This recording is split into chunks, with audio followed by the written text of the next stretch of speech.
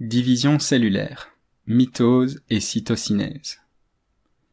Voici un gros morceau de ton parcours d'apprentissage en biologie. Ça sort toujours dans les examens, et ça laisse des souvenirs parfois un peu traumatisés, mais c'est pas le but. Le but, évidemment, c'est de comprendre la vie, comprendre comment elle fonctionne, pour s'en émerveiller tout simplement, mais aussi pour pouvoir contribuer à un monde meilleur. Comprendre la division cellulaire, ça permet de comprendre comment un être vivant aussi volumineux, ne le prends pas mal mais c'est vrai, aussi volumineux et complexe que toi, peut être fabriqué. Comment assurer que chaque cellule de ton organisme dispose de toutes les instructions nécessaires pour jouer son rôle. Et puis, comprendre la division cellulaire, c'est le point de départ pour comprendre ce qui peut foirer dans la division cellulaire.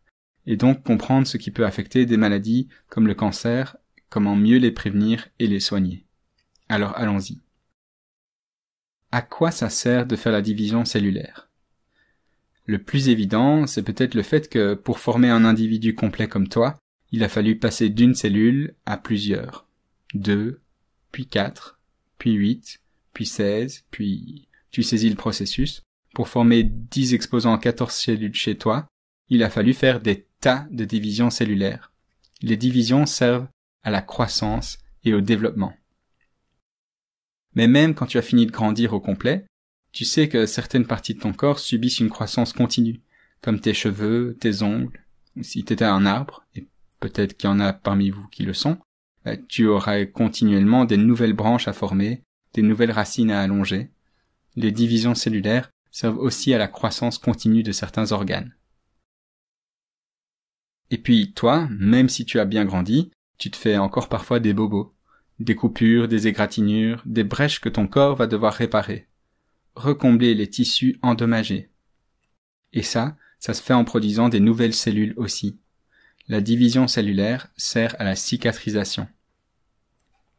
Ensuite, on a aussi tout un stock de cellules qu'on perd en permanence et qu'il faut renouveler. Nos globules rouges, par exemple, les cellules de la paroi de notre estomac, toute cellule pratiquement a une certaine durée de vie et quand elle meurt, il faut pouvoir la remplacer. La division cellulaire sert au renouvellement cellulaire. Et finalement, si tu es une bactérie, une levure ou un bananier, à nouveau, on est dans l'inclusion, tout le monde est le bienvenu sur cette chaîne, tu te reproduis de manière asexuée. Et ça, tu le fais par des divisions cellulaires aussi. La division cellulaire sert à la reproduction asexuée de très nombreuses espèces. Ok, cool. Mais alors, comment on procède? Pour plus de clarté, on divise le processus en 2 morceaux. La mitose, qui est la division du noyau, et la cytocinèse, la division du cytoplasme. La mitose, elle nous intéresse particulièrement parce que, tu commences à le comprendre, l'ADN dans le noyau, c'est l'information la plus cruciale pour faire fonctionner une cellule. Et il n'y a qu'un noyau.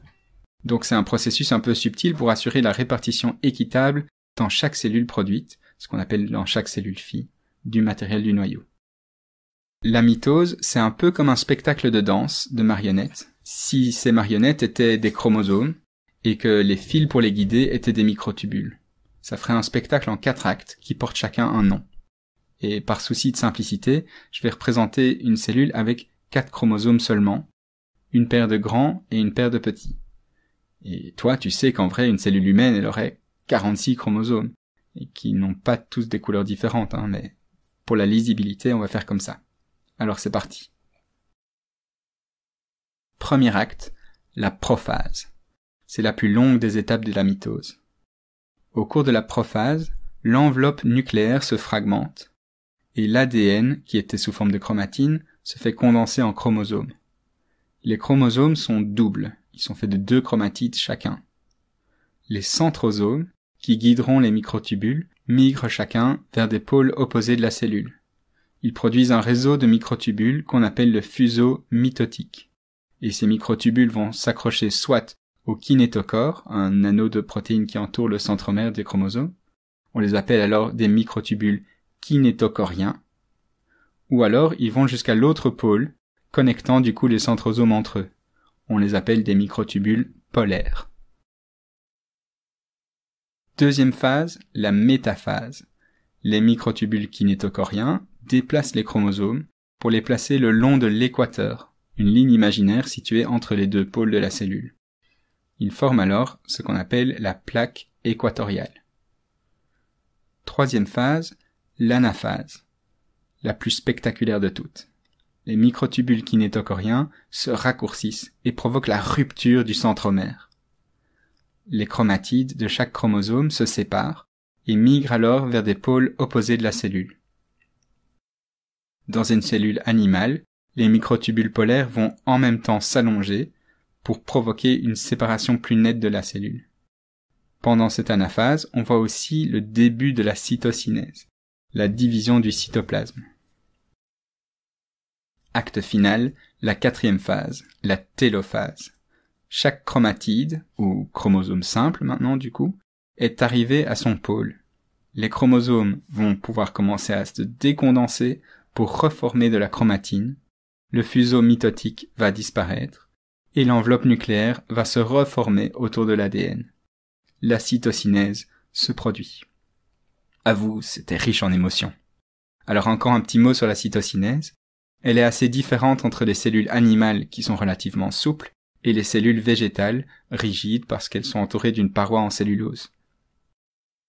Dans les cellules animales, la cytocinèse se fait par formation d'un anneau contractile, un anneau qui est fait de microfilaments d'actine et de myosine, qui va resserrer petit à petit la membrane pour former un sillon de clivage, et finalement, la séparation en deux cellules filles.